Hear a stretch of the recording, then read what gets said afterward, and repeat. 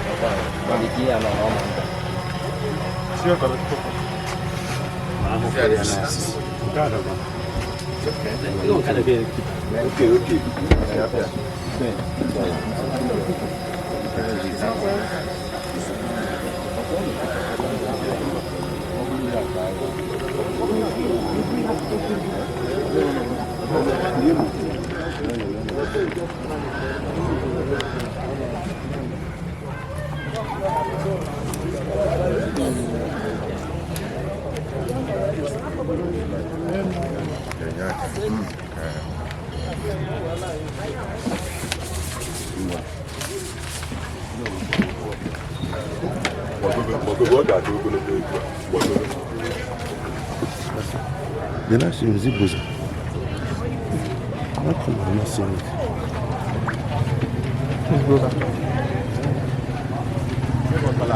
n'ifite enu mana n'Imo nyere ihe ọkwa dị egwu dịka Owaimo-Nimo ebe o dị na bụ ugwu n'Imo na-akwanyere mmadụ kacha ugwu a na-akwanyere mmadụ n'ụwa na n'Imo.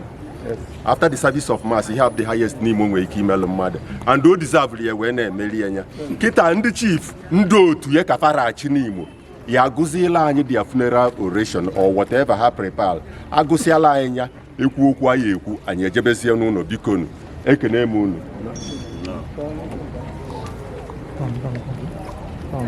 n'Imo ekene m unu n'Imo kwenu ekwe n'Imo na-akụ n'Imo kwenu ekwe n'Imo na-akụ n'Imo kwezuenu n'Imo be enyi ụbọchị tata na be anyị n'Imo bụ ụbọchị ndị be anyị niile na-eru uru maka ezigbote nwanne anyị nwoke mmadụ niile maalụ maka ya Chief Sir Anthony Nweke Ugwu, a very, very noble man, a very sincere man, the man that has the highest traditional title in N'Imo town. Tata, anyị nwa bụ ndị chiefs na ndị ichie na ndị be anyị ndị ọzọ o metara n'obi anyị na-abịa ka anyị kwalie nnukwu ugwu a na-akwanye onye n'Imo ọbụla mele ọfụma na n'Imo ma ọ bụ na ọ nọcha etu ya na steeti wee jebe ka ọzọ okwu Chineke. Anyị emego wake up yesterday bekwa ekpele ka na-aga ka Olise bụla aka n'ife niile edubata anyị na eze si n'afa Jizọs Kraịst onye nwe anyị. Nke a bụzi ka ngụzi ya as the ranking chief ya tribute for our brother and compatriot. This is tribute to late Chief Anthony Nweke Ugwu, Owaimo-Nimo. The Owaimo-Nimo National Officers of N'Imo Town Development Union, Ndị Nze N'Ọzọ, which expressed their heartfelt sympathy on the death of Chief Anthony Nweke Ugwu, Owaimo-Nimo. While death is bitter and frightening to mortals, for the faithfuls, it is an express road to heaven. In the fulfillment of biblical teaching that thus thou art and unto dust thou shalt return, we pray that God will grant the soul of our brother, Chief Sir Anthony Nweke Ugwu, eternal rest in his heavenly kingdom. Amen. We earnestly share in the pain of losing someone as dear as a father. Late Chief Sir Anthony Ugwu was a great man, hidden in humility. He was sincere, astute, versatile, and hardworking. His interpersonal relationship is very, very superb. His humorous nature attracts people to him. To some people, he was Mr. No-Dull Moment.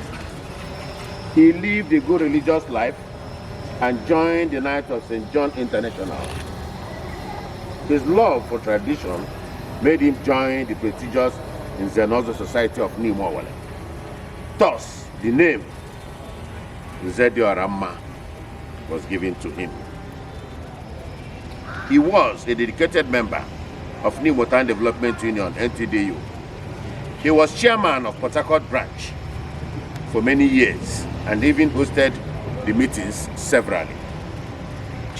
Sir Anthony Nweke Ugwu was honored by late Igwe John Aguilo, Okafor Aguilo, with a chieftaincy title in 1999 as Owaimo-Nimo, thus becoming a member of the Nimo Owele Royal Cabinet. We give thanks to God Almighty for the exemplary life he lived here on earth. He was an accomplished person who stamped his feet on the sands of time. While we pray for the repose of his soul, we pray God the Almighty to grant the family he has left behind the fortitude to bear this huge loss. Before I conclude, I must let you know that Owaimo was such a fantastic person. He also lived in Kano when he was working in the airport with my late father, Igwe Ksji Orizu. He was a very, very nice man. Let me give you an idea of what Owaimo is like. If you will remember Pekka, the son of Anike's son, the body Anike, right? Owaimo was able to secure him a job with Shell. And the problem came, if Anike gets to Lagos, where will Anike be? I was in my house one day and somebody knocked and came in. And then I happened to have known him somehow because I used to go to Kano. He sat down, I thought it was just a simple visit.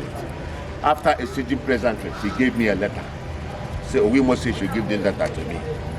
And I read the letter. Owaimo addressed the letter to me and told me that this is one of our brothers. I remember Anike in Kano, that he has now secured a job for him in Shell and that I should give him accommodation, him and his family. I told him, okay, is your family here? I said, no. Are you ready? And I said, yes. I moved him into my house. He lived with me, and eventually Shell headquarters in Lagos was very close to my, company in Lagos, the firm of Knight Frank Nigeria. So in my car, we go to work together, to work and come together. This will give you an idea of the kind of person that Owaimo is. Owaimo does not know what we have. We have lost so much by the demise of this gentleman. Ladies and gentlemen, may we remove our cap and say a little prayer for the repose of his soul. In the mighty name of the Father, and of the Son, and of the Holy Spirit. Amen. Ever living God and Father, glorious God, Father, we, your children, we assemble here, paying tribute to our beloved father, our beloved brother, our beloved uncle, our beloved grandfather, our beloved patriot, Chief Sir Anthony Nweke. Father, left to us, we will prefer that he continues to live with us because we all love him. But God will love him the most. We pray that to grant his soul eternal rest, and we who mourn him, Almighty God, all that he has been doing for the family and for the community, Almighty God will fill those gaps. Amen. Amen. Father, may you bless his family. Amen. May you bless all his children. Amen. May you bless his children's children. Amen. May you bless Nimo Owele. Amen. May you, above all, Almighty God, grant his soul a resting place in your heavenly kingdom. All this we pray through Jesus Christ our Lord. Amen. In the mighty name of the Father, and of the Son, and of the Holy Spirit. Amen.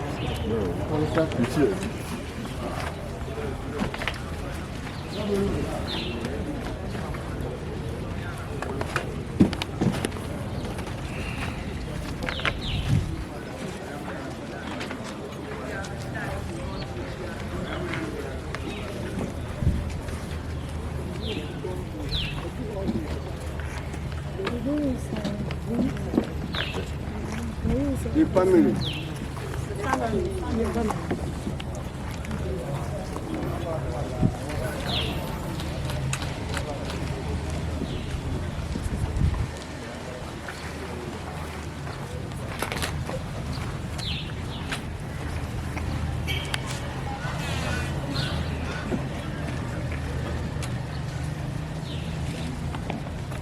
Yeah, they sleep on. Address to you. Till we see you again. When you reach there, keep praying for us. Look after us. Take care of us. I know you're in heaven. Enjoy yourself. Have fun. I'm sure they will laugh a lot. Thank you, Daddy. Your life was a gift to us. Thank you, Daddy. Thank you for all you did.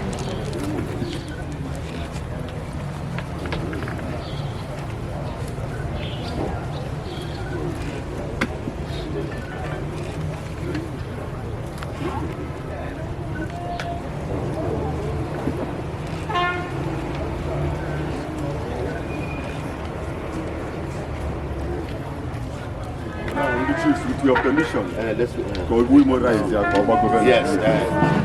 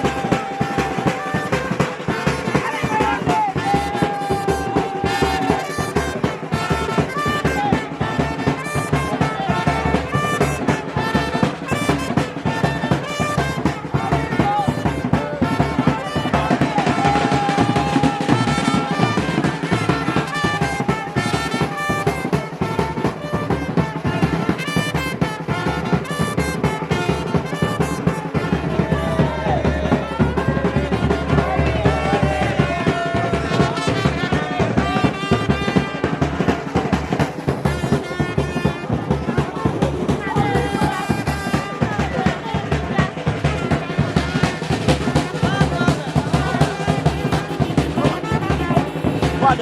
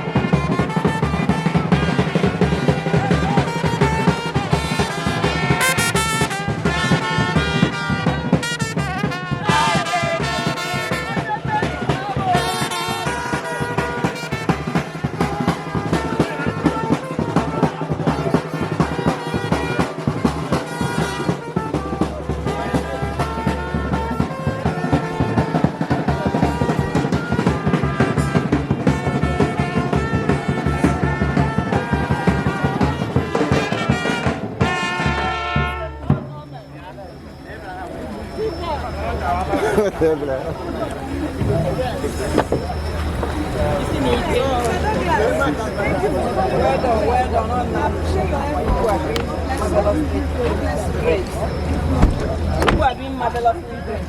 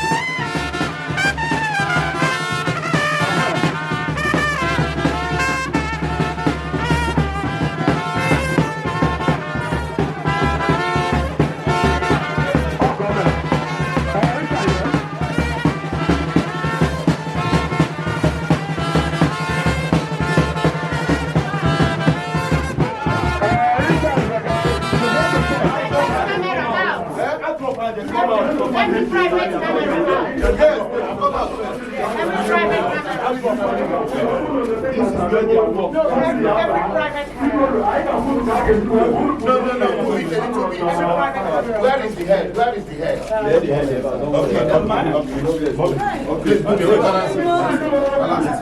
Yes. This camera can go outside.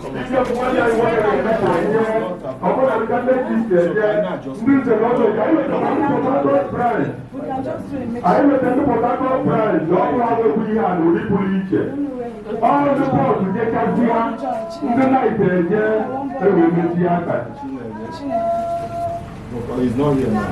I like a lawyer, I like a lawyer, I like a little, I like a lawyer. Owaimo-Nimo.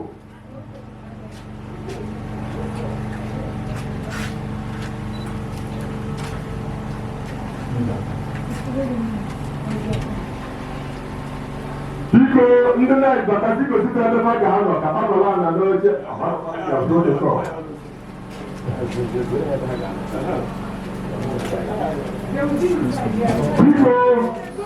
You need a good life, Daddy. We appreciate you, Daddy. Thank you for all you did. Thank you so much. Go well. Go well. Sleep well, Dad. Keep resting, Dad. You need a good life. Keep interceding for us, Dad. You are the best. You are the best, Dad. Keep interceding for us. You are the best. We love you, Dad. Keep resting in paradise. Keep resting in paradise, Dad. We love you. You are the best. Keep resting, Dad.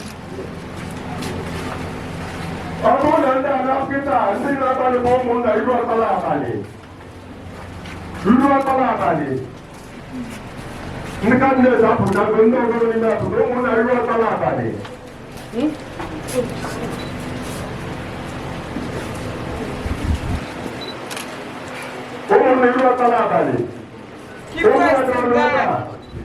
We love you.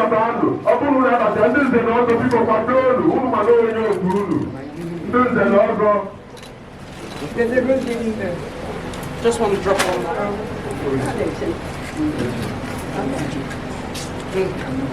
Okay. Keep resting, Dad. We love you. Emma,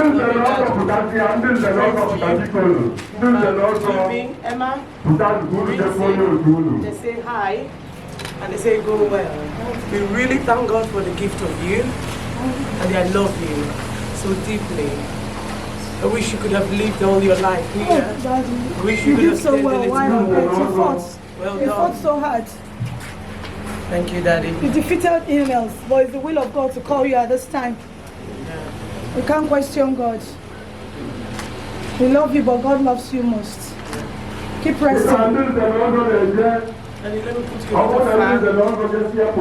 Keep resting. I don't know. They shouldn't have to from here. That money.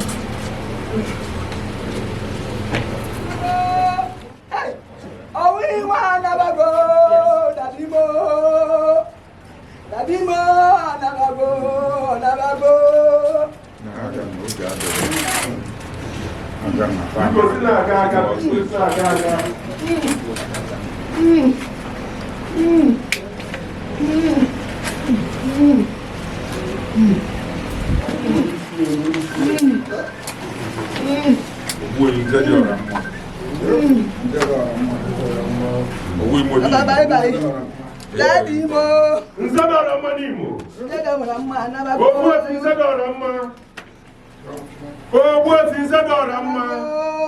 Owaimo-Nimo. Ijele ndị nze. Ugo Chitilu. ezigbo mmadụ ndị zara ọzọ ekele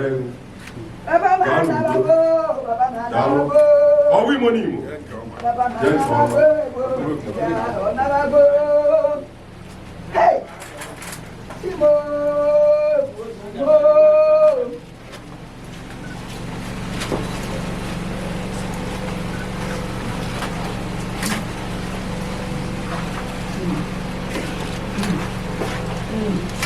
biko ka ndị nze na ọzọ na-apụta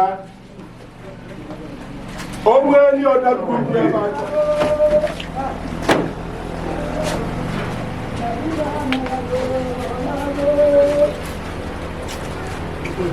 Daddy, you just look like I could say you should get up because you look so good.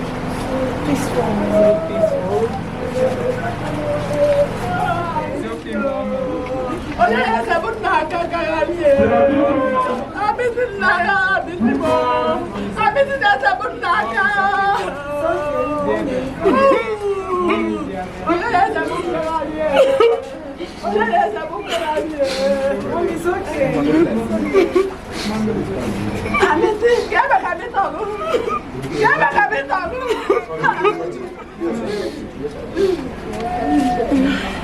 where will you see? I don't want to see that way.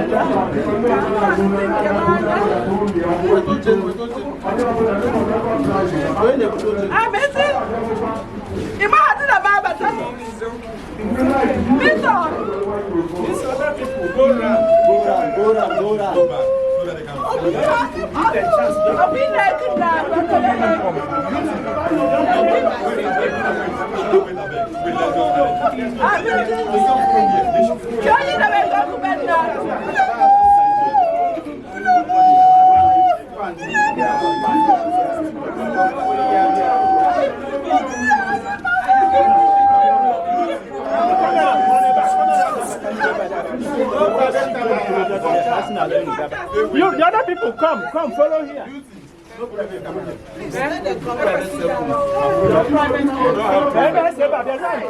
out through here. Gaba, follow here and go. Clear this angle, let them go out. Let them go.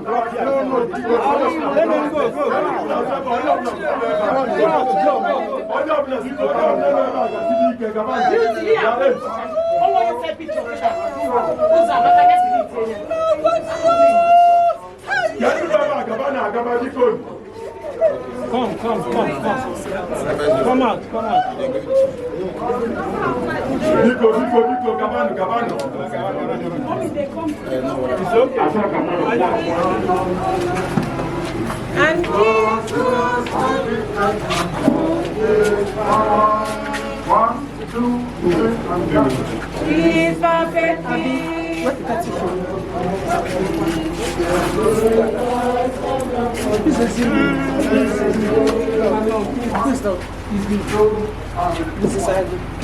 Please perfectly in the lap of sin. The Lord of Jesus is my peace.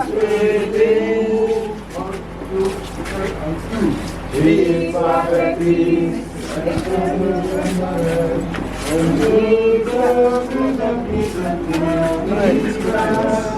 One, two, three, and pray.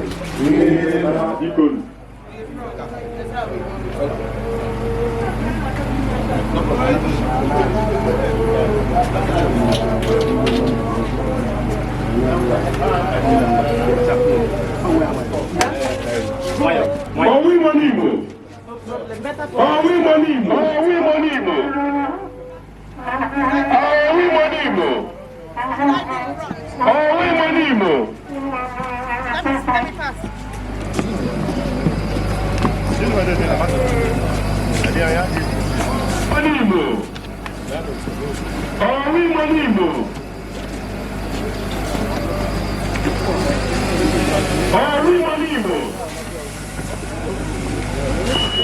Claro, eso parece.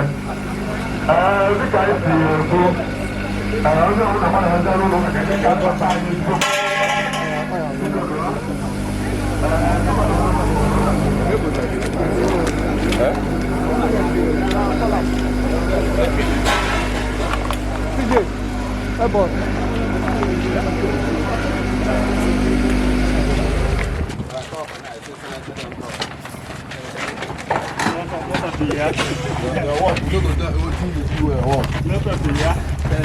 You go carry motor go park here. That's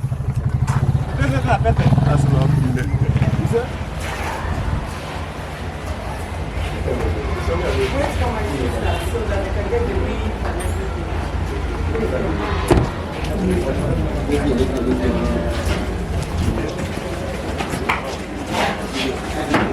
Line up inside, brothers and sisters. Sisters, the brothers.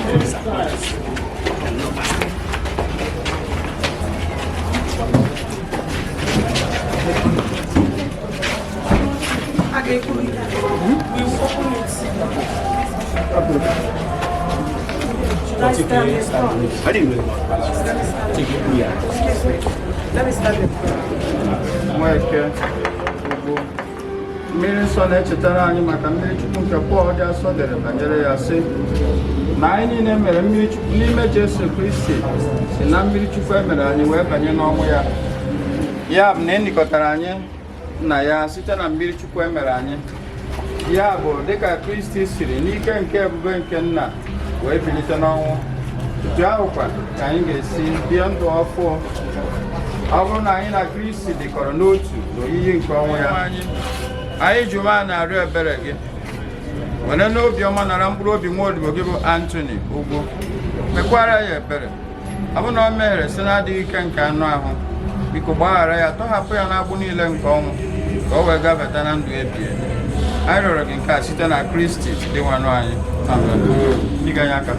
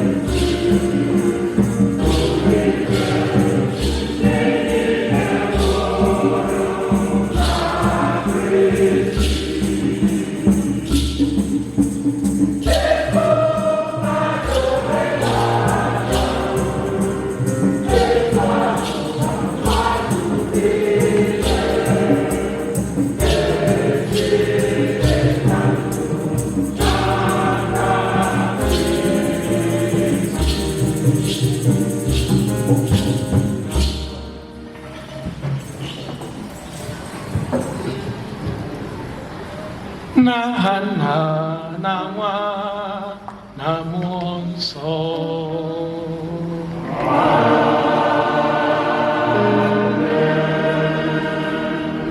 Dominus vobiscum.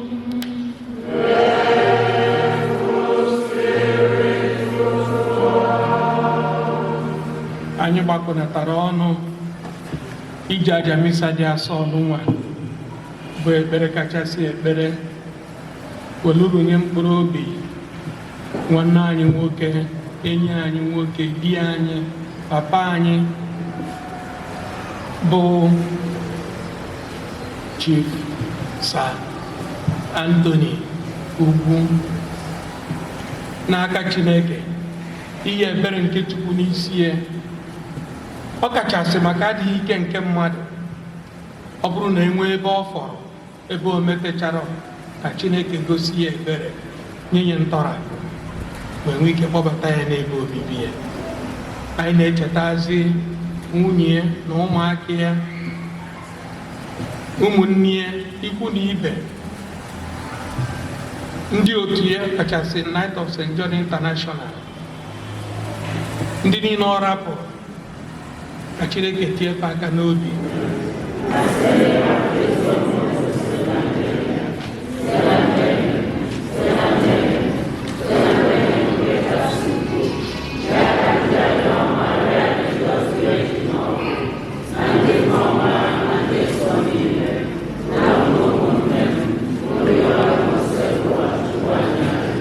Ka Chineke ji ike niile mere anyị ebere, gbaghara anyị njọ anyị ga, wee duru anyị na ndụ ebighị ebi.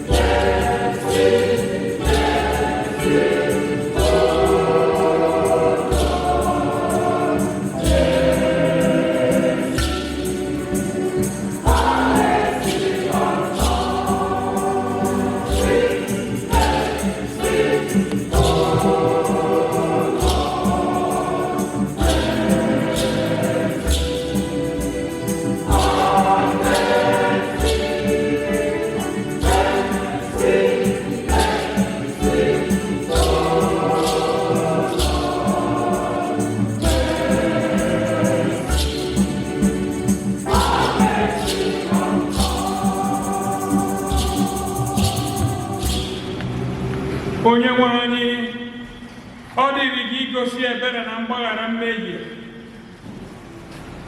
Anyị ji obi umeala arịọ maka mkpụrụ obi nwa odibo gị bụ Anthony Ugwu, onye isi n'ụwa nke akpọrọ.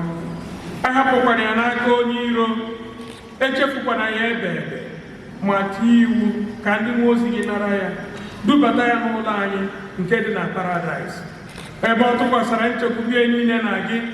Biko ekwana ka ọ mata ofu nke ọkụ mmụọ, ma kpọbata ya na-aṅụrị nke dị ebe n'eluigwe, site na gị nwana anyị Jesu Kristi nwa anyị, onye gị na ya dị ndụ na-achị n'ịdịkọ n'otu nke Mmụọ Nsọ, Chukwu site n'ụwa ka ụwa niile.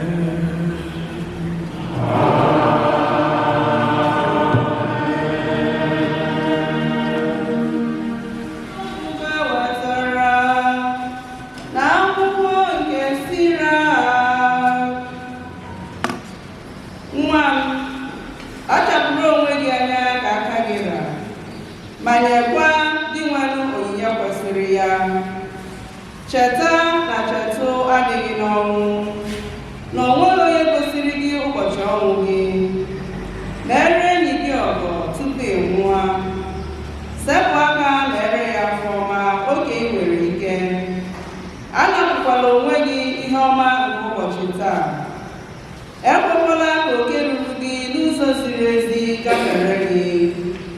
Ị chere na ị gaghị ahapụrụ ndị ọzọ akụnụba gị, ma ọ bụ na ndị ọzọ agaghị efe nza wee kerie ihe ị tara ahụhụ kpata, nye ma narakwa akwa na-enwe aṅụrị maka na oriri na nkwari adịghị n'ala mmụọ.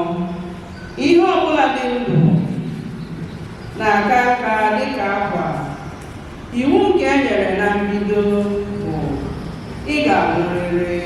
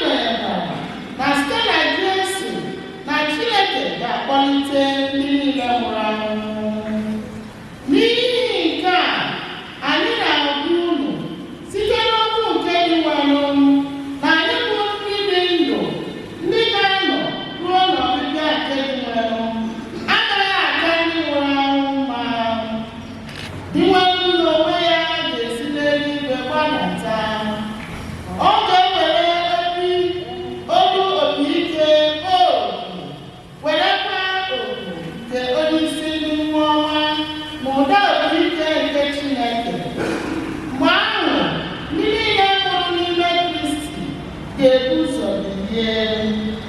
Mgbe ahụ anyị bụ ndị dị ndụ ndị a hapụrụ ka ha ga-ewelite anyị na ha ezukọ n'ụlọ izute onye nwe anyị na mbara igwe. Otu a ka anyị na Chineke anyị ga-esi nọrọ oge niile. Ya werenụ okwu ndị a na-akasịrịte n'onwe obi.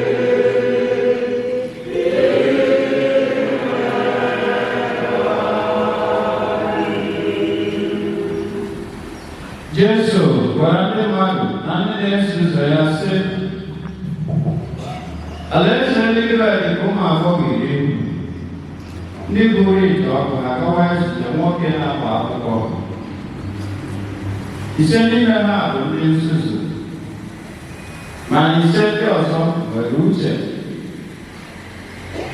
Ndị nzuzu ahụ buru ite ọkụ ha na-ejighị mmanụ ọkụ,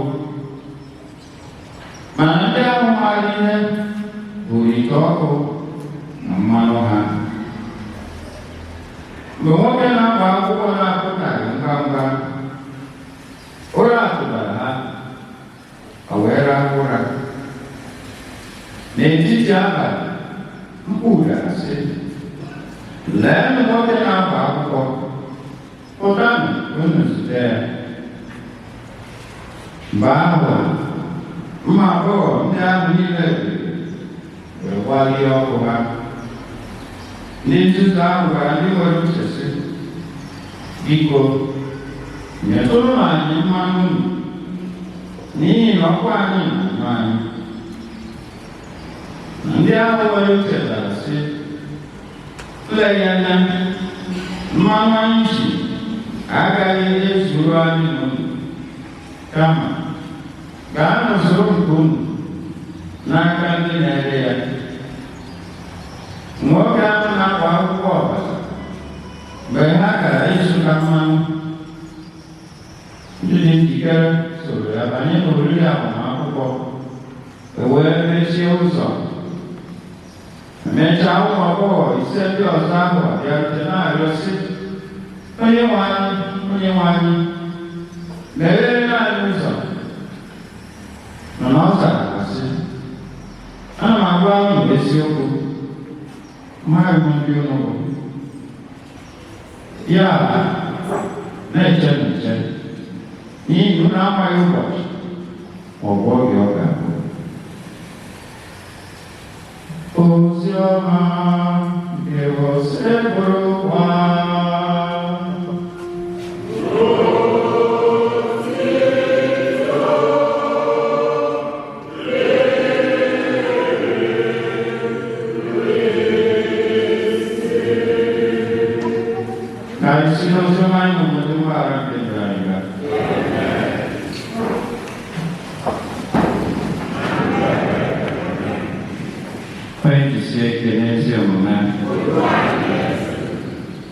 Praise the Lord.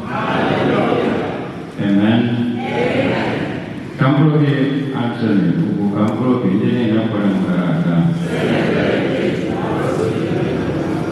Yes, we could get you why not? Ambro yes, we can undergo. Ambro the house we can undergo. Odimba. Nani get to the one in one. Kembo. I'm back over. Nisi onye ọbụla rapụrụ. Anyị ma na ihe izizi anyị na-eme anyị ji gbakọrọ abụọ to pray for the dead. Ka ekpere onye nwụrụ anwụ ekpere. Ọ dị mkpa anyị na-echetara anyị mgbe niile ka these days ihe niile na-atọ upside down. Koda marasku akan menake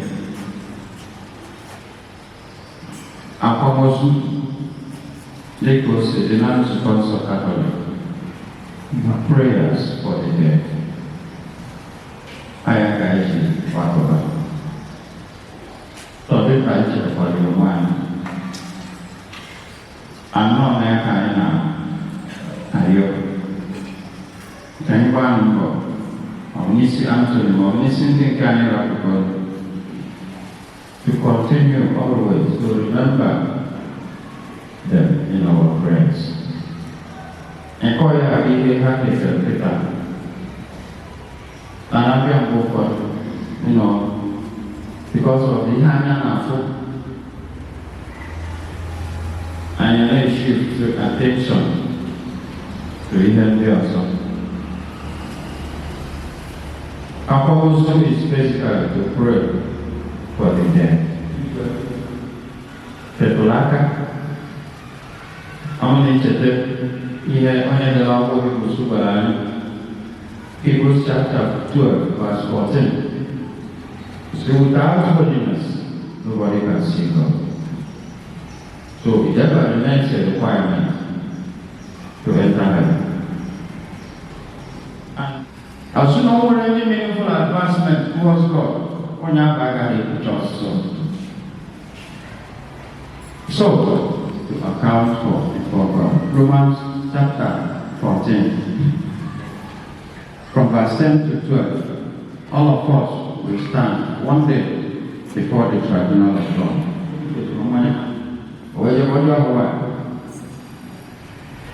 Then, you go on. One day I'm one. No, a champion one. The house is Jano and I'm chanting, you know, young man. All I'm there, because sometimes we forget. Now is no one, there's no young woman I can name. I don't know how them.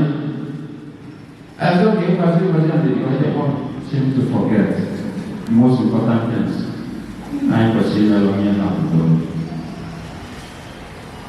So everyone will listen on the back. I should tell 199 answer who go again. Okay, line on my Jesus' name. Now you can go to food by my name. Even because I'm a little forgotten the name. Well, little research on it about the woman now running stores and the human can be cultural garden. Now, one of the times, somebody got a cultural store of Owaimo-Nimo, the dear to him or her, oracle, crapon. And while they don't need the presence of that, so I'm going to the book, and in on the yet. So, they will tell you that meeting. Come here, this psychologist. Manayama also. I even before this psychologist in the church. Many one of the corporal works of mercy is to bury the dead. And then also, one of the spiritual works of mercy is to pray for the dead. Kamurodi Anthony Zurika and Then, the final one.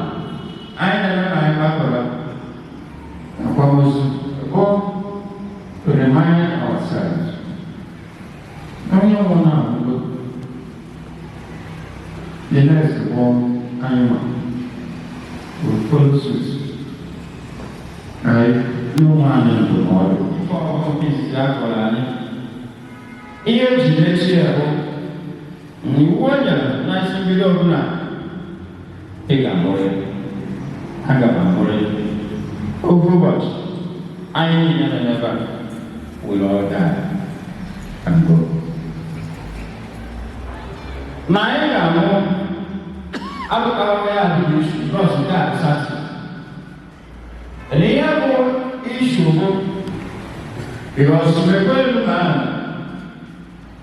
okay, all of that can be denied.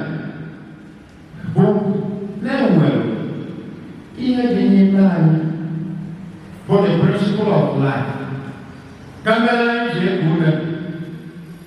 Ala mafanya. Aga hele tumaka. The soul. Alo sola. Wala mago anapoya. Kazuko bole okuibo. Wala kaha kanja. Correct one to describe it. Wala me boya mo madu mo boya. Kulobi mo boya. Jihad. Kulobi kosiki mo mwana kosiki mo. Para não vai doce. Se na mãe qua. Olha você. Olha o que vai banhar. Na mãe. Olha você cativo. Olha que não é como cativo. Não é nada. Posição nada. É nada problema. Não vai entender. Mas ele se apaixona, ele se enganou. Ana tudo é para a mãe. Ona tinha que ser. E aí a gente é um problema. So, lembra? Ninguém é o aqui. Marca a prova aqui.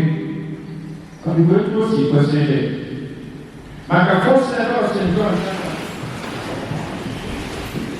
Ndị enyi ka anyị jikọtara obi anyị ọnụ wee kpee ekpere maka nwanne anyị nwoke Anthony Ugwu onye hapụrụ anyị ka anyị kpekwa ekpere maka nzukọ maka onwe anyị na maka mkpa ndị ọzọ gaa.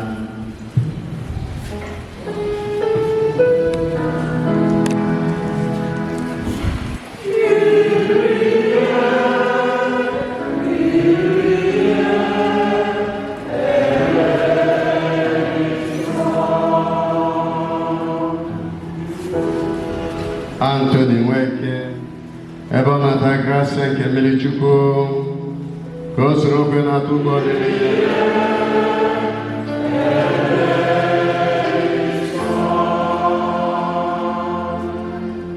maka mgbaghara nke njọ ebe ha ji ịhụnanya na mmetụta echeta ndụ na nhapụ nke nwanne Anthony Nweke Ugwu ka anyị na-echeta ya na-ekpere mgbe niile na-arịọ Chineke onye kere ka ọ gbaghara ya na njọ ya niile. Anyị arịọ gị biko dị nwenụ.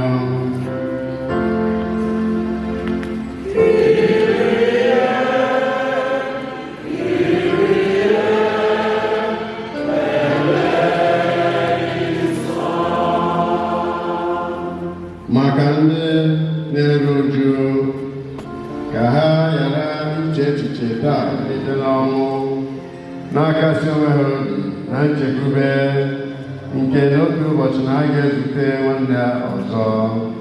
Anyị arịọ gị biko dị nwenụ.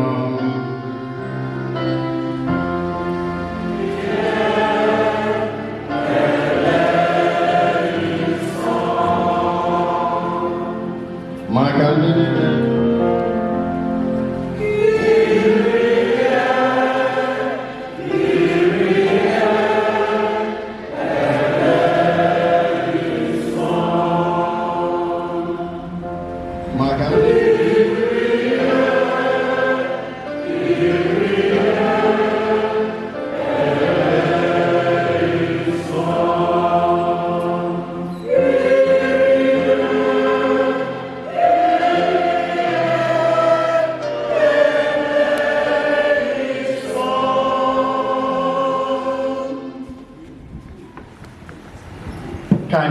ọzọ anyị jikwazi maka ya wee bịa Jamisa.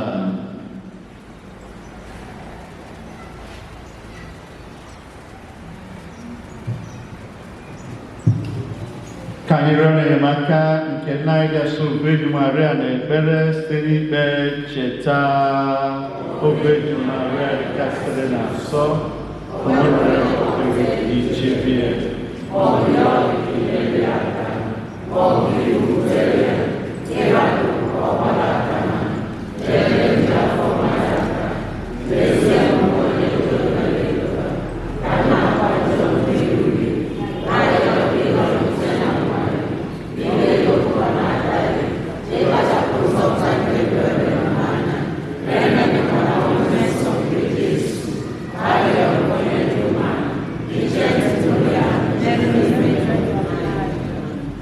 Di nwere Chukwu anyị, onye okike na onye nzọpụta anyị, nụrụ ekpere anyị ma zọpụta nwanne anyị nwoke Anthony Ugwu n'afụfụ.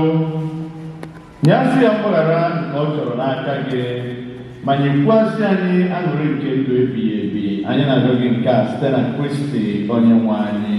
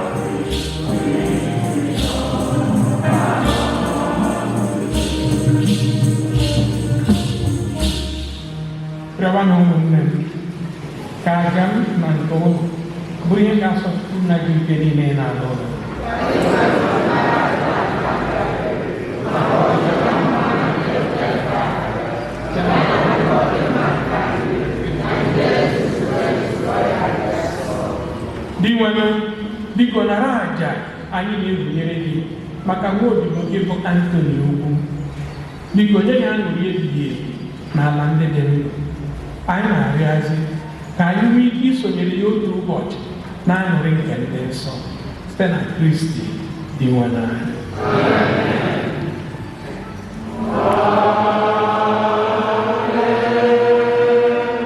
Dominus vobiscum. Amen.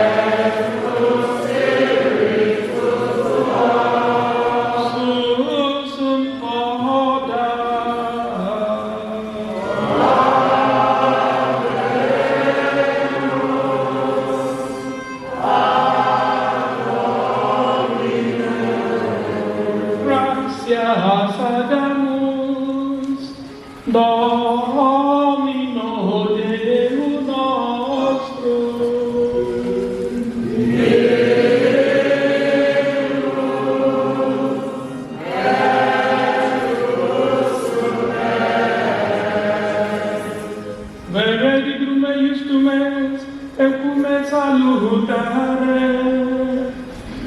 Nos dicente tu dique gratia sante. Domine Sancte Pax omnipotens et Deus, per Christum Dominum nostrum. In quo nobis spes viete, resurrectionis effusi, ut post contrista, cerca moriendi condicio, eius en consolator, futures immortalitatis promissio.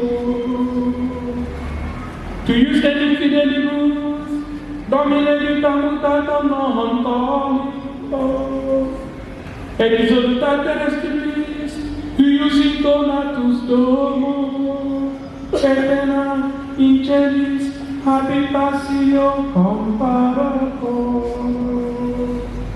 Et ideo, cum angelis et archangelis, cum tronis et dominationibus, cumque omnibilis excelsis exercitus, in gloria tuae galimus, sine fine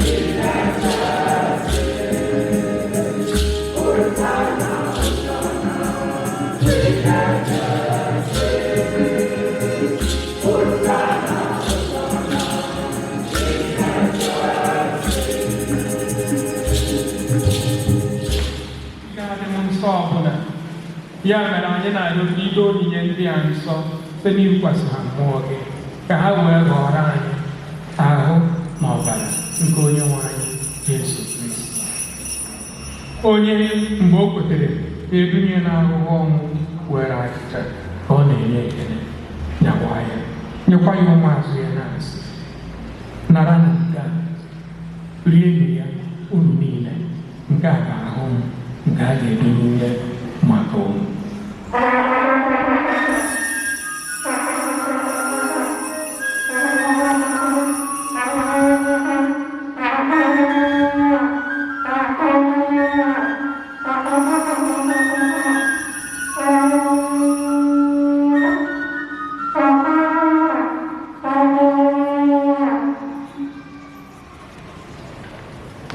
Otu ahụkwa ka o siri mee mgbe ha richara nri anyasị, o gburu iko nsọ ka ọ na-enyekwa ekele bunye ya ụmụazụ ya na-asị, naranụ nke a, ṅụọnụ ya unu niile, nke a bụ iko nsọ nke ọbara m nke ọgbụgba ndụ ọhụrụ na-ebighị ebi, a ga-agba ya n'ihi ụlọ na n'ihi imeriime mmadụ ka e were gbaghara njọ ya.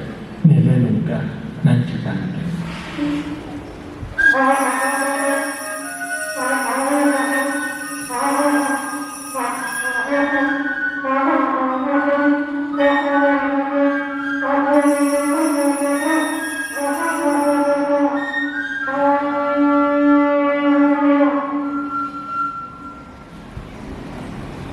Keep in mind that Jesus Christ has died for us. He is our saving Lord. He is died for us.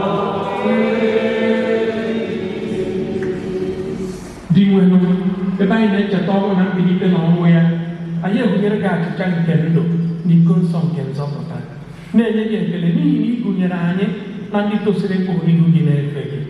Anyị ji umeala arịọ ka anyị bụ ndị na-eketa oke na ahụ na ọbara Kristi bụrụ ndị a ga-ekpọkọba ọnụ site na mmụọ nsọ. Gị nwenụ cheta nzukọ gị gbasara n'ụwa niile, mee ka o zuo oke n'ịhụnanya ya na Pope anyị Francis na Bishọp anyị Paulinus na ndị echiri echi niile.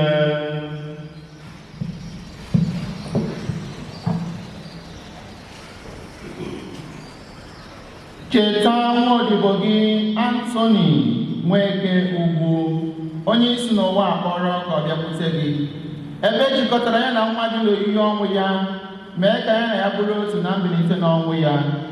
Chetakwazi ụmụnna anyị ndị nchekwube nke mbilite n'ọnwụ rahụ ụra, were ebere kpọbata ha na ndị ọzọ niile nwụrụ anwụ n'ihe nke ihu gị. Anyị arịọ ka imeela anyị niile ebere, ka anyị soro Virgin Maria dị ngọzi nne nke Chukwu, nakwa Josef dị ngọzi bụ di ya, ndị apọstọl dị ngọzi na ndị nsọ niile, ọkachasị Anthony dị asọ, ndị mere uche gị kemgbe ụwa tụ ụwa, keta ebe ndụ ebighị ebi. Ka anyị sorokwa ha na-eto gị na-edo gị ebube site na Jesu Kristi nwa gị.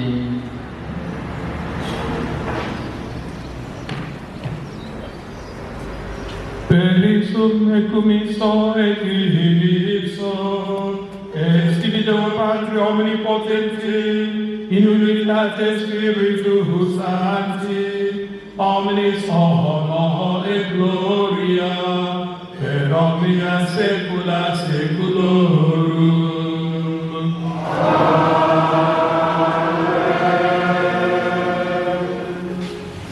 Oremus, precetus salutaribus homini, et divina institutione formati, audemus diligere.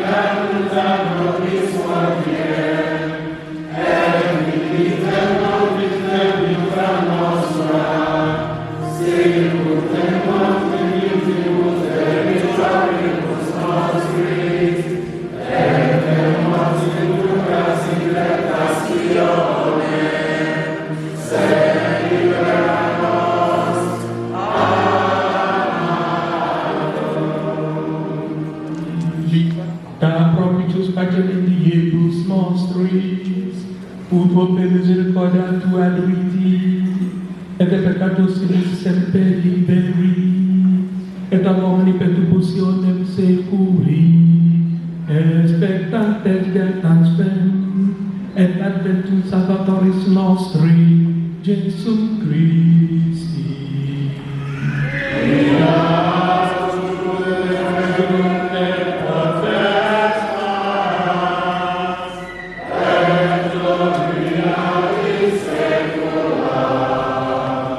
Domine Gesù Christe, qui dicit apostolis tuis, pacem relinquo vobis, pacem meando vobis, et respicat peccata nostra, sed fidem ecclesia Tue, iamque secundum voluntatem Tuam, pacificare condugnare digneris, qui vivis et regnas in saecula saeculorum.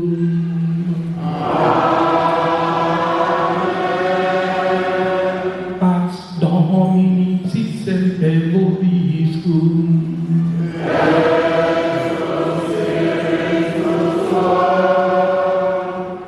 Au fêté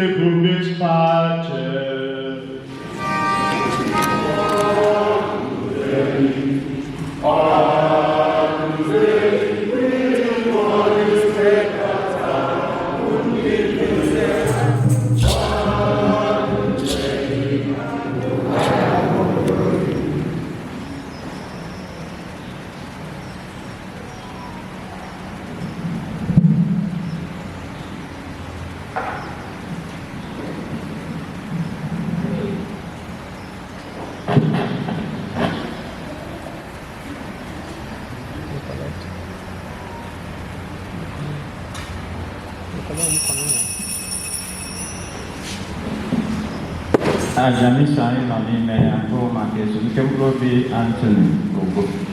Anyị niile bụ ndị gbakọrọ n'ebe a nkịta mgbu atụrụ nke na ya bụ Ajamisa. Mana ka anyị chetara na ịnata oriri bụ maka ndị kwadoro.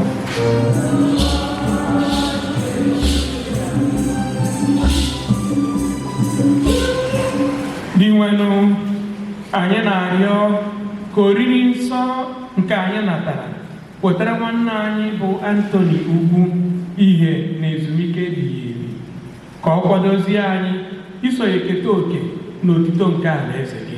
Anyị na-arịọ nke a site na Kristi dị nwanne anyị.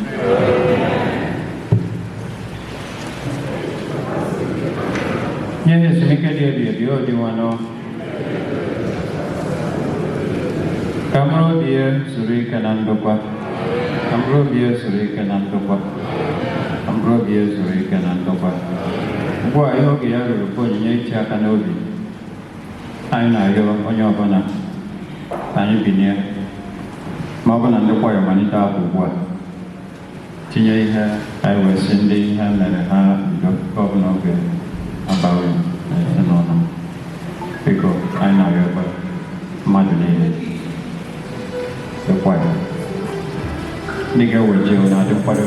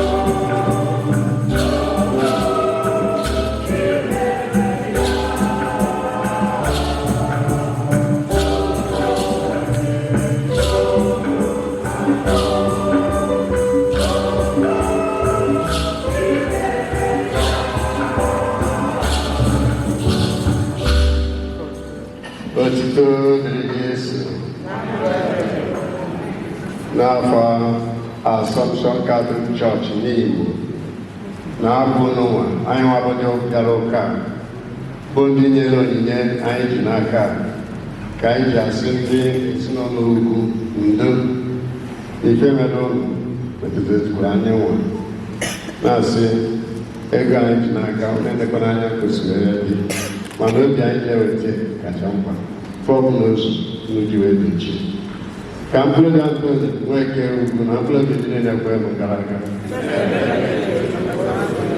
ka mkpụrụ obi ezuru ike na ndokwa, ka mkpụrụ obi ezuru ike na ndokwa.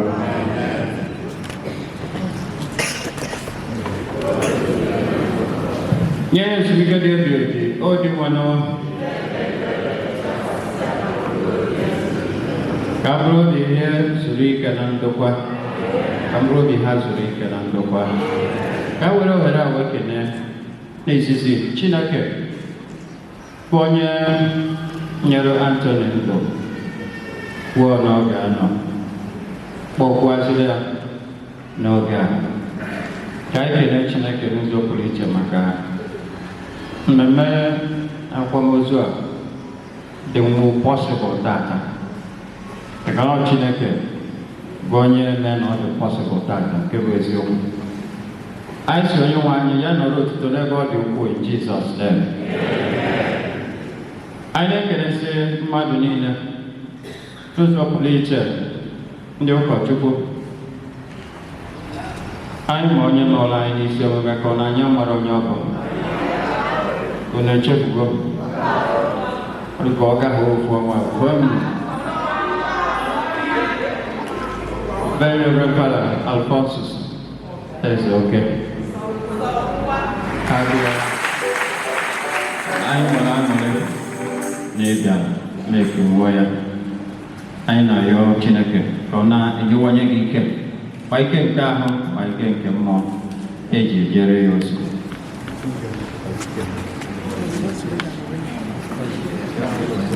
Good afternoon, everyone.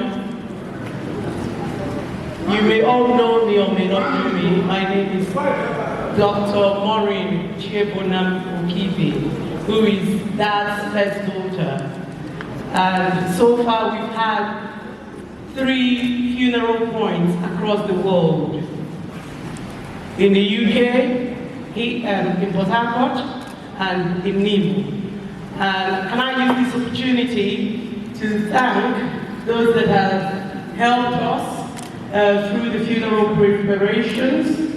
And I would say this event is live streamed around the world. So Nimo is on the map today. And I would start by saying Canon Francis Higgins and the parishioners of St. Mary's Catholic Church in Woburn Sands, England. That was a funeral point. And Father Stephen Dedwa and his clergy team from Our Lady of the Holy Rosary Chaplaincy, Port Harcourt, and his clergy team. I say massive thank you. Father Shadrach here and the clergy team from Assumption Catholic Church, Nimo. Thank you. His Royal Highness Igwe Maxi Ike Oliobi, which is the Owele of Nimo. We say massive thank you, sir. And the High Chief Ndubisi Obi Akwilili, thank you very much, sir. Engineer Fidelis Ejikeme, thank you, sir. And some members of Uruapala Bani Nimo who have supported us. Ichie Charles Okolo, thank you, sir. Captain Maxi Okochi, thank you, sir. Ikem Eke, thank you. Father Wilfred Eke, thank you. Noli Okolo, thank you. And we have AGK Okolo from the NTDU Chairman Port Harcourt, thank you. Sa Ukeje from the Knights of St.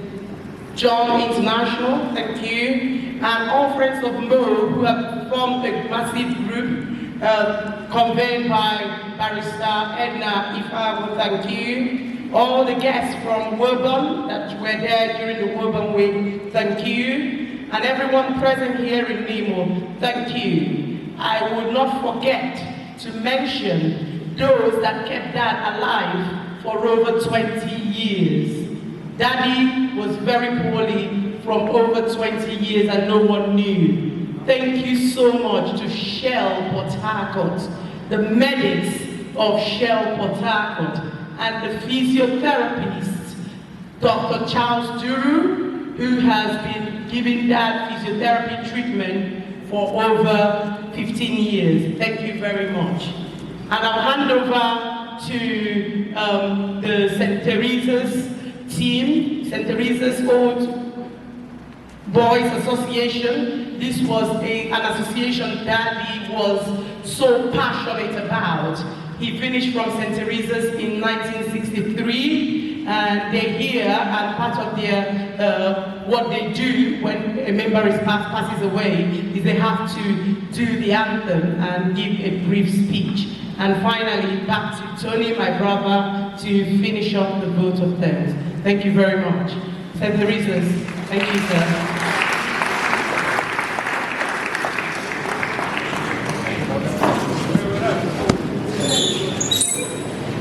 Apa?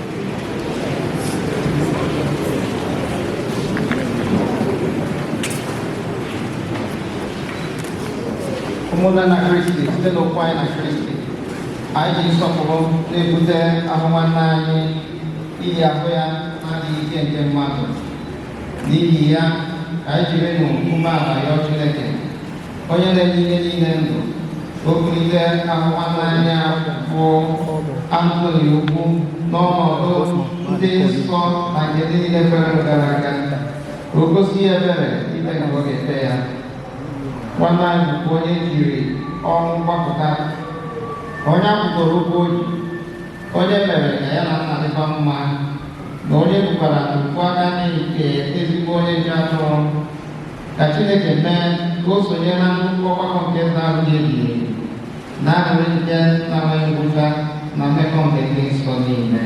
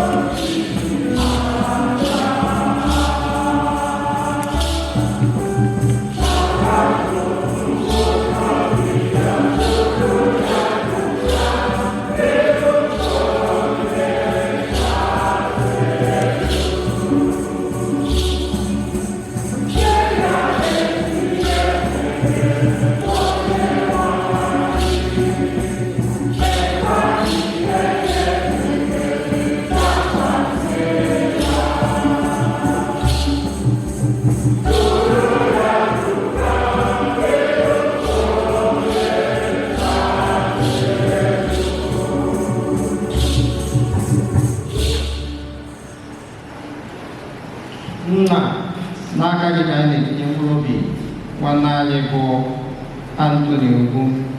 O were anyị anya na site na nchekwube anyị nwere n'oge Jesu Kristi dị ike ọzọ n'ụbọchị ikpeazụ dịka ndị niile nwụrụ n'ime Kristi.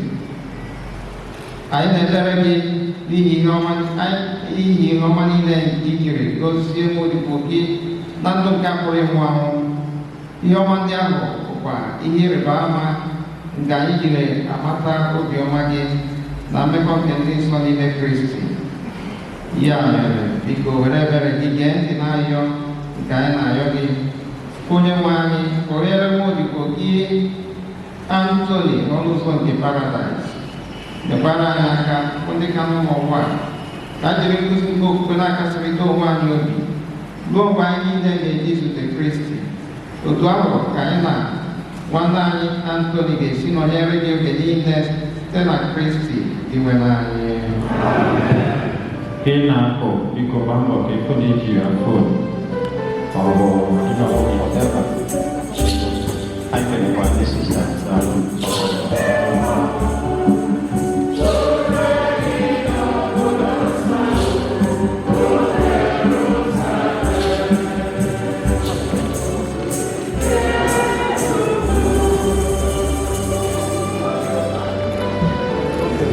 All right.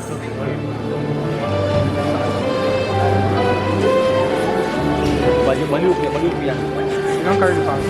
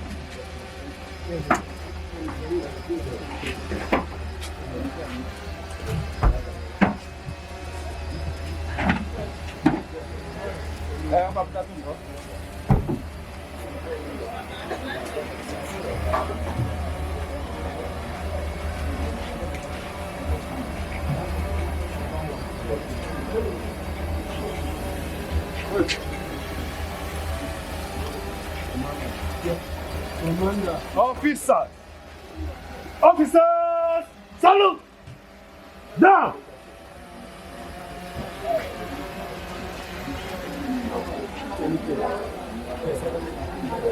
Hello.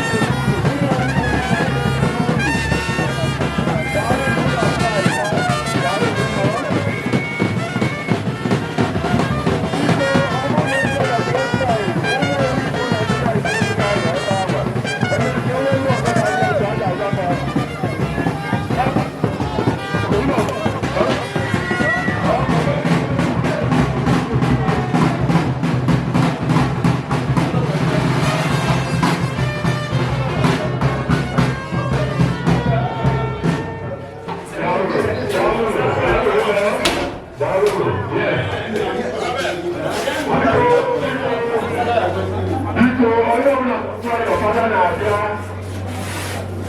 jee kpee ekpere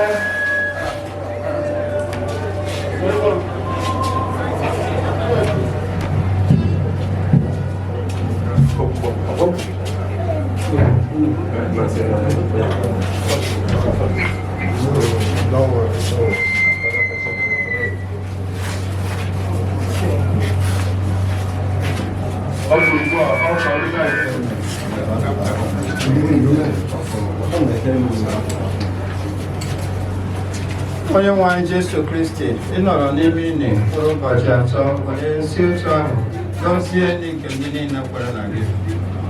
Ya mere ndị niile ahụ ha dị n'ime ini ji nwee nchekwube karịa na ha ga-ebilitekwa n'ọnwa ọzọ. Biko mee ka nwaodibo gị bụ Anthony Ugwu nwee ike ịnọ n'ini ahụ wee zuo ike na ndokwa ka ọ nọrọ na ya ruo mgbe ị ga-ekuru ya nye ya ike. Gị onwe gị bụkwa mbilite n'ọnwụ na ndụ. Mee ka o were ọkụ nke ihu gị hụ ihe gị dị ebighị ebi n'eluigwe, gị dị ndụ na-achị ebighị ebi ebighị ebi.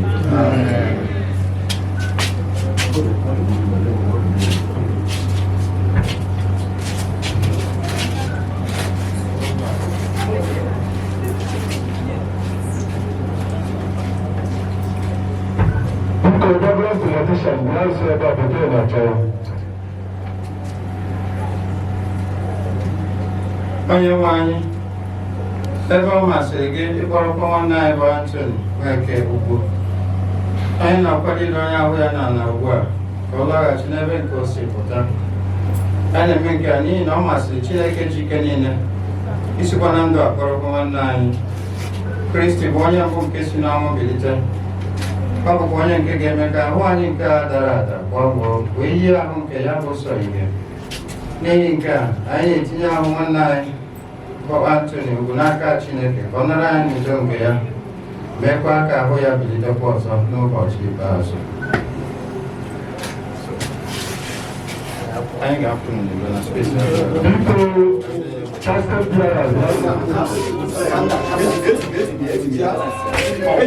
Vaya.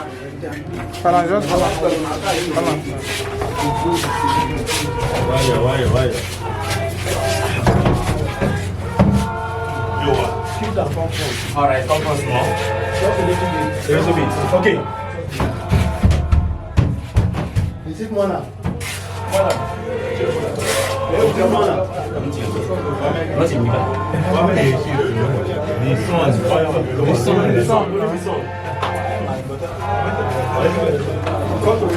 Come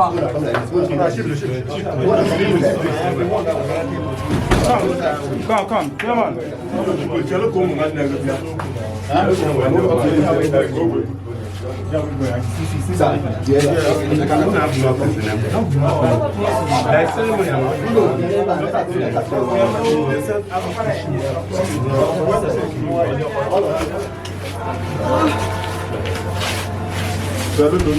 Daddy, thank you so much for all you did. Should I start reading? You had a good life. You had a good life. You were such a nice Microphone, person. please. Microphone. Thank you for all you did. Thank you, Dad. We'll miss you. Microphone. Microphone. Microphone. Bye, Dad. Daddy, bye. We love you. But God loves you most. We're going to miss you. We'll miss all your jokes and all your humor.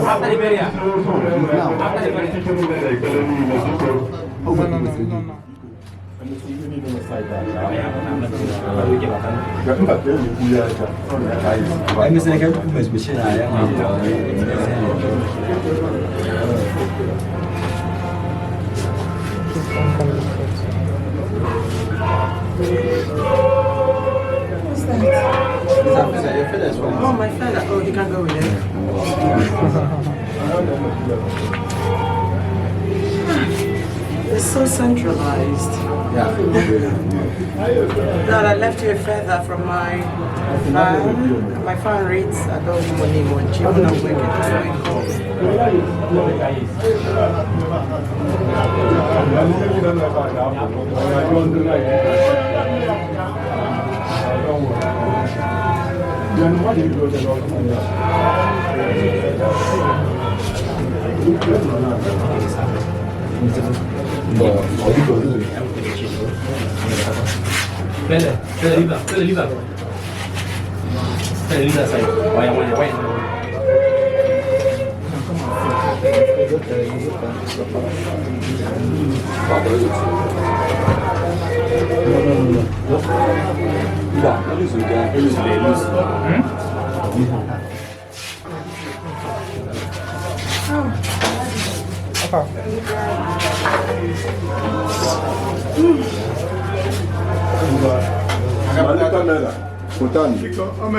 ife ụlọ kịta bịa nso ọ bụ na ekpota aja ka unu nwee ike a na-enye n'ụlọ aja ka unu atụ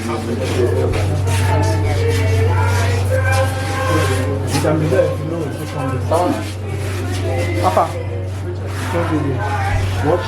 Let me discuss. My son has been. I don't fall for this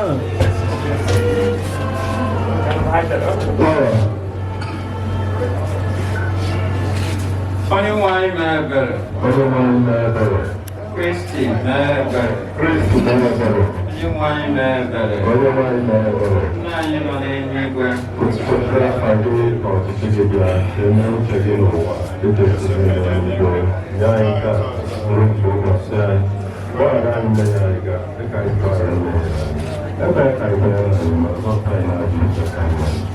Ka ebe mere maka nwanne anyị na nna anyị bụ Anthony Nweke Ugwu. Ka anyị rịọ ndị nwụrụ anyị Jesu Kristi onye kwuru sị, mụ onwe m bụ mbilite n'ọnwụ na ndụ. Onye ọbụla kwere na m, ọ na-adị na-asị na ọ nwụrụ anwụ, ọ ga-adịkwa ndụ ọzọ. Onye ọbụla nke na-adị ndụ nke na-ekwukwa na m, ọ gaghị anwụ ma ọ dị ruo mgbe ebighị ebi.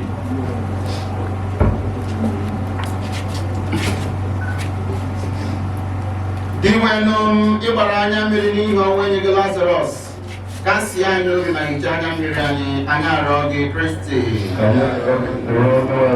Ị kpọghachiri ndị nwụrụ anwụ na ndụ nye nwanne anyị nwoke bụ Brother Anthony Nweke Ugwu ndụ ebighị ebi, anyị arịọ gị Kristi.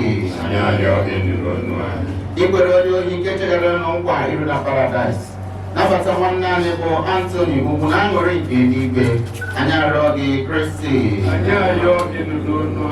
Ejiri mmiri baptizim sachaa nwanne anyị nwoke bụ Anthony Ugwu, werekwa mmanụ nsọ gbaa ya ume ka ịkpọbata ya n'otu ndị nsọ gị, anyị arịọ gị Kristi.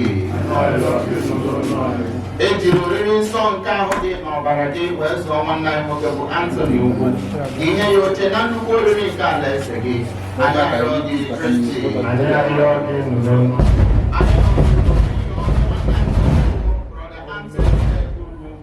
Ijiri okwukwe na olileanya nke ndụ ebighị ebi kasị anyị obi, anyị arịọ gị Kristi.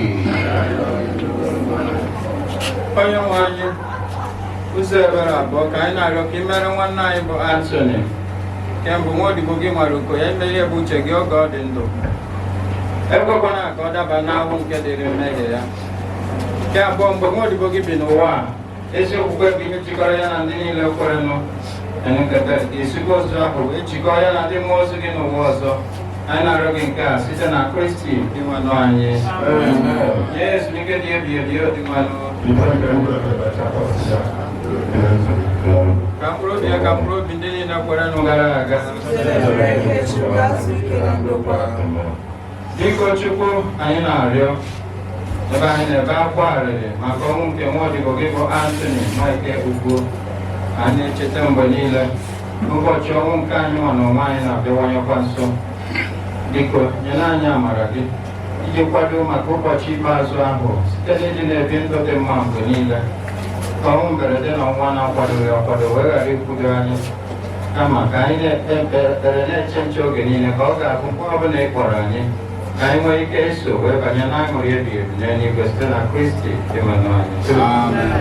Ka Maria nne nke Chukwu, nne dịkarịsịrị obi ebere, onye ntasi obi ndị na-eru uju, anyị n'aka nwa ya mkpụrụ obi nke nwa odibo ya bụ Anthony Nweke Ugwu, onye nke hapụgoro ụwa nke a, ka o site n'ekpere nke ya dịka nne wee ike iru ọsọ ọsọ n'ụlọ obibi ahụ ọ na-atụbu anya ya n'eluigwe mgbe o bi n'ụwa, ọ dịrị na ya ebe ka mkpụrụ obi Anthony, ka mkpụrụ obi ndị niile kwere gara aga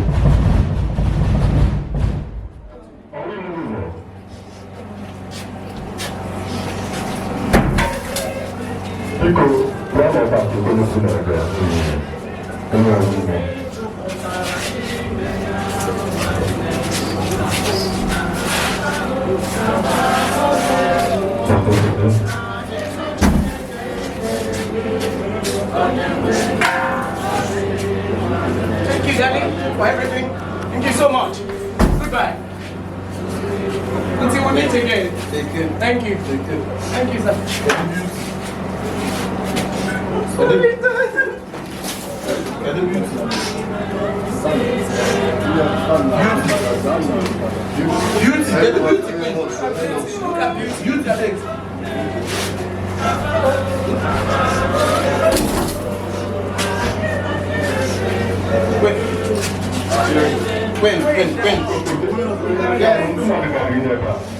When? Thank you, Dad. God bless you. I love you.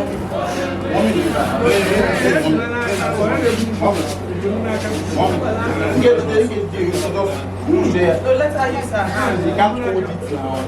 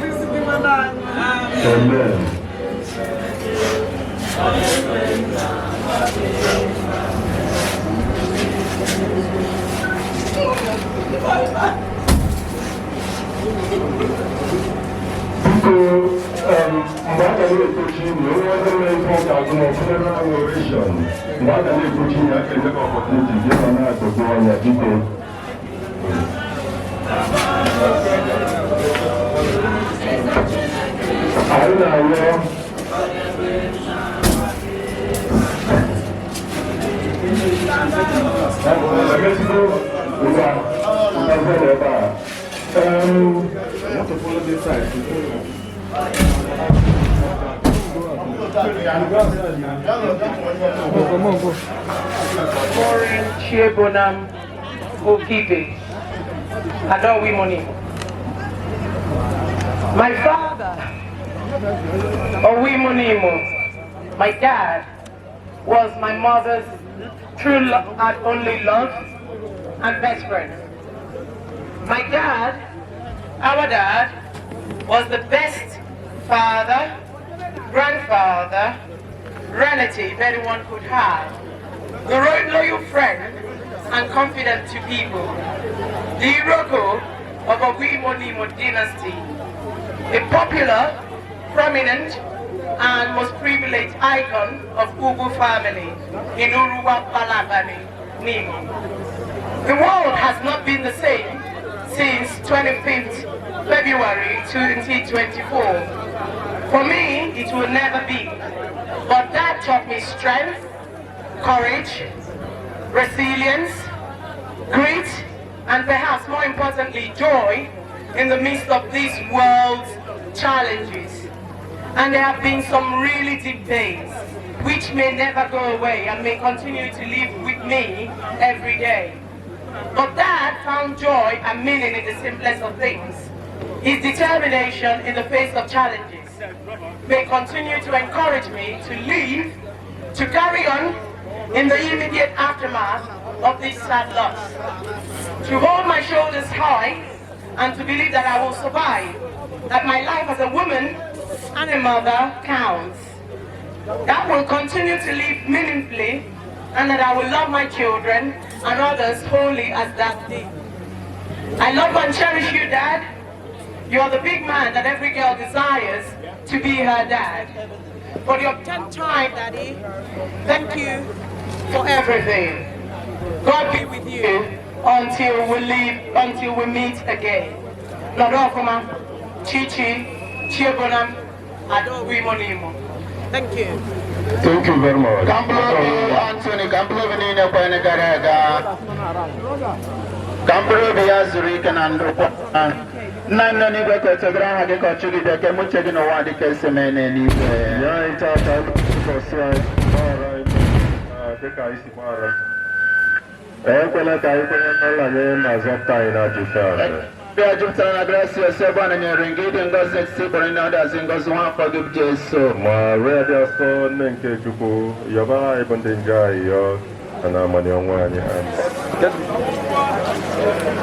When we lose a member, we usually have little period that we sing our anthem, honor the person. Also, we don't want Nimo people to think that their son did not go to secondary school. And one as great as the Teresa's College in Soka. So, we don't waste the time of reading. Are we ready?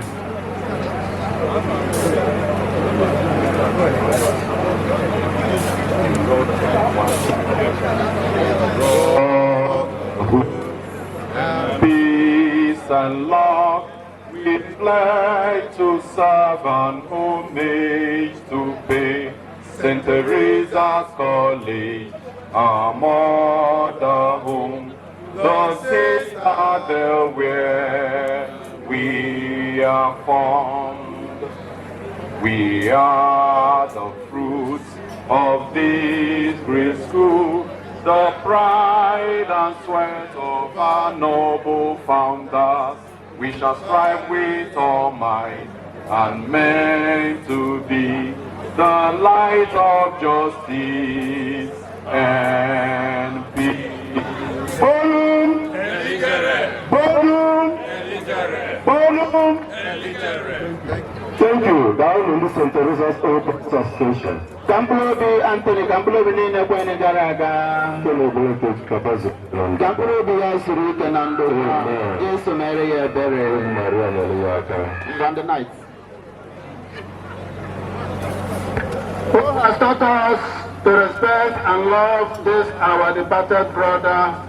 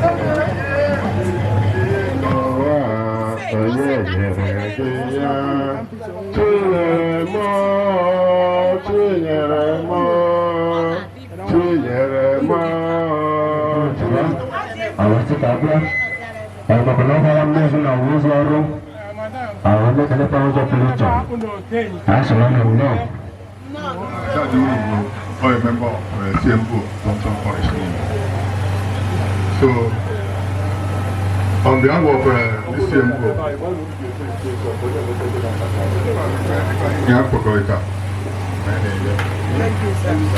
so, Kampurobi Anthony Ugwu, Kampurobi Njine Garaga, Kampurobi Azuri Kanandopa, Amen. Kampurobi Azuri Kanandopa, Amen. Kampurobi Azuri Kanandopa, Amen.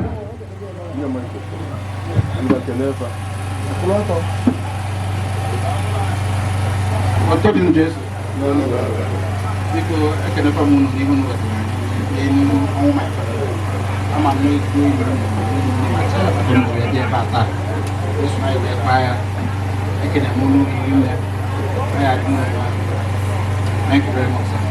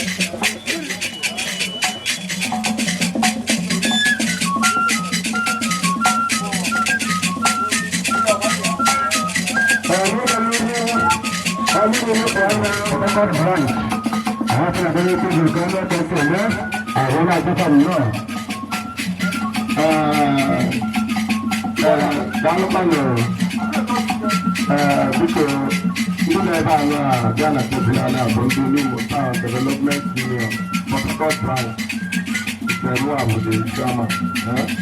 So I think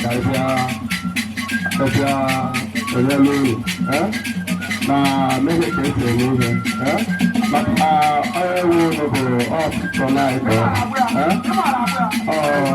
Looking man. I probably have no advice. My financial. Come and help me with the mayor of North. My life is the one I can't when after all of the line, I like to know all of my value. Right now, as a member of NPD,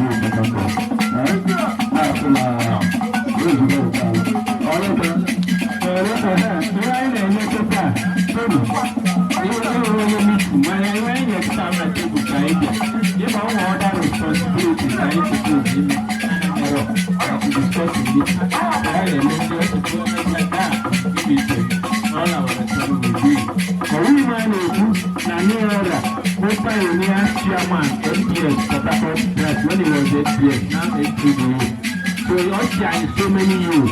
Hey, I'm part of here and I arrive. Imagine your mother, a you were not you found Barney. So now I had to go away. So they had never you. Don't look at wait, I'm waiting and I have seen the and make a property of a family.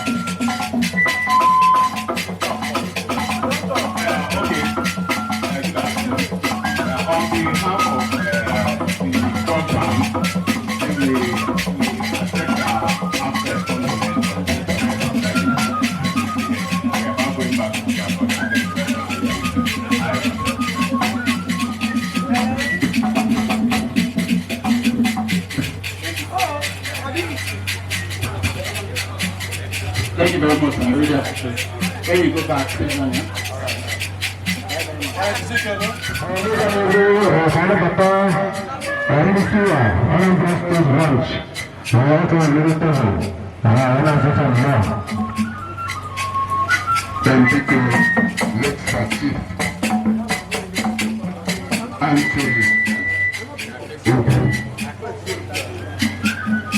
Owaimo-Nimo. Ndị kwanyere n'ebe a bụ ndị Anambra State Association Advocacy for West Africa ụwa na ndị Ministers of Hospitality nke Our Lady of the Lord Chaplaincy nke Ksji. Ndị mere anya ama m na ọ bụrụ na anyị bụ 100 ife adịghị ebe a bụ 99.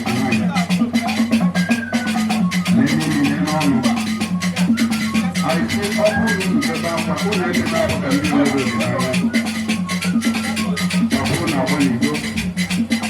Bible will not take God and say, man, added more. I not sure you now can say Anambra State Association, the Catholic Institute of West Africa Cuba. I didn't know the symbol. I said I am a Papuni. Protocol board into Dalima. How will you know that one you know? You don't know. You don't know. Now have you never got to hospitality?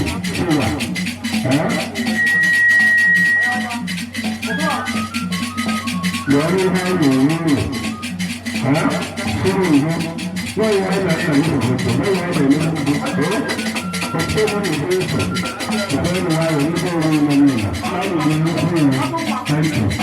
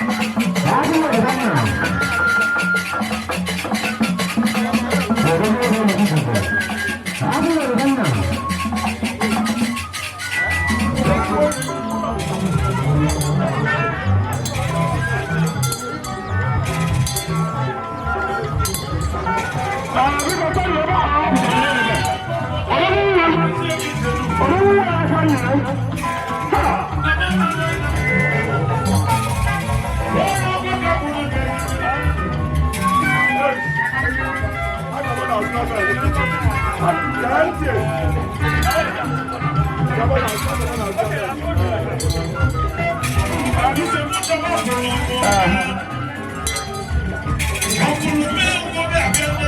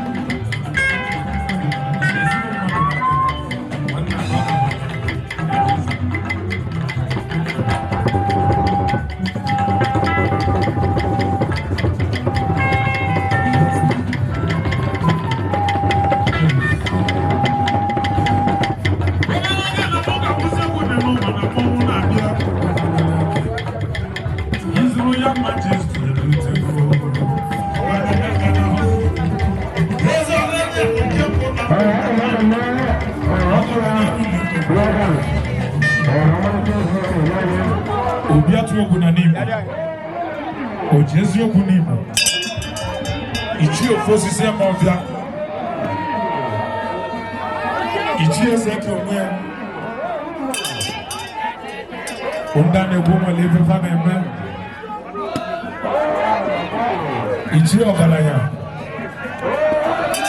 Onye gano gemi bia na mane rikanne. Ichi Owaimo-Nimo.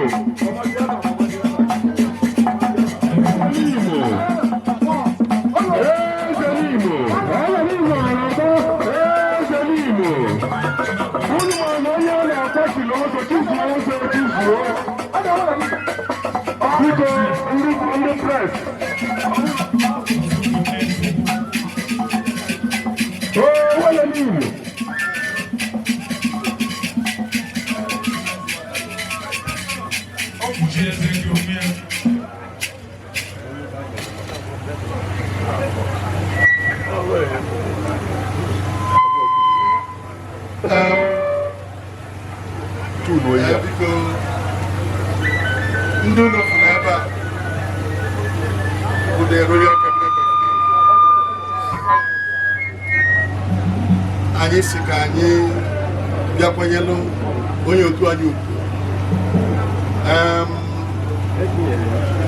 Since o ji wee rapụ anyị ka anyị bido wee na-eru uju dị na ya wee lue n'ụbọchị tata a sị ka edebe ya finally onwe ike izu ike. Unu n'anya unu mana ife ahụ midi ihe ọ dịrị easy to get this number of cabinet members to come around because of Owaimo-Nimo. But onye ọbụla, most of the people, onye ọbụla nụrụ ọrụ ọka wee sị na ya abịa. Some of us we very far wee nwee ike ịbịa maka Owaimo bụ ofu onye na n'Imo amaala amalụ, onye udo, onye ịghara ife dị mma na-adị ya mma. Owaimo-Nimo. Somebody onye awafu gị iyi akwa ọcha ọmụrụ ya. Owaimo-Nimo. That's Owaimo for you. Owaimo na-ala ka ụmụaka na-aga n'iru, ndị ụmụaka na-agba mbọ. Ị na-agba mbọ ebulu nwa ya. Onye idiri ịmụ n'ahụ ka iwe ebulu nwa ya.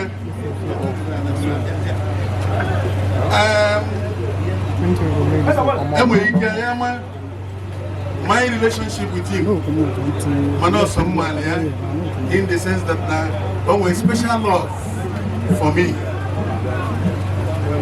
But I don't feel maybe in a woman.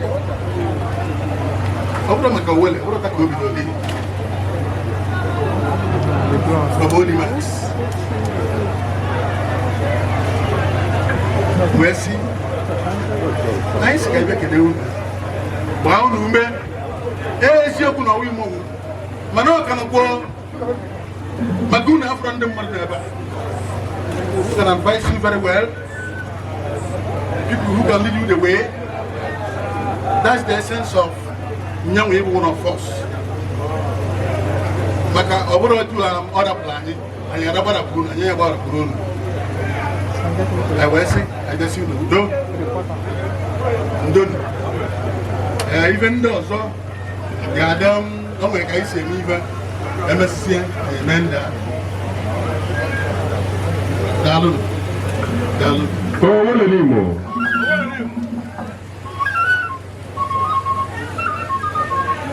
Well, I can go.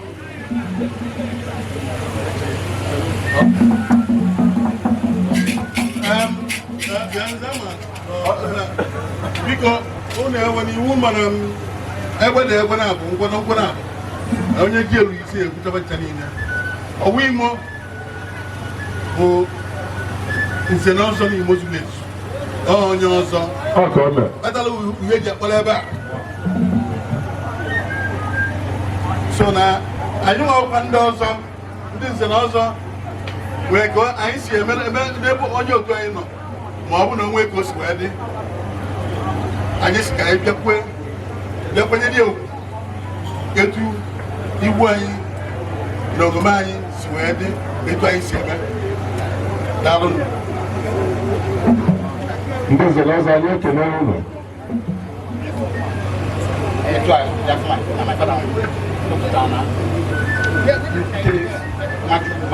My father now. I'm very happy. Daniel Junior. Dalu.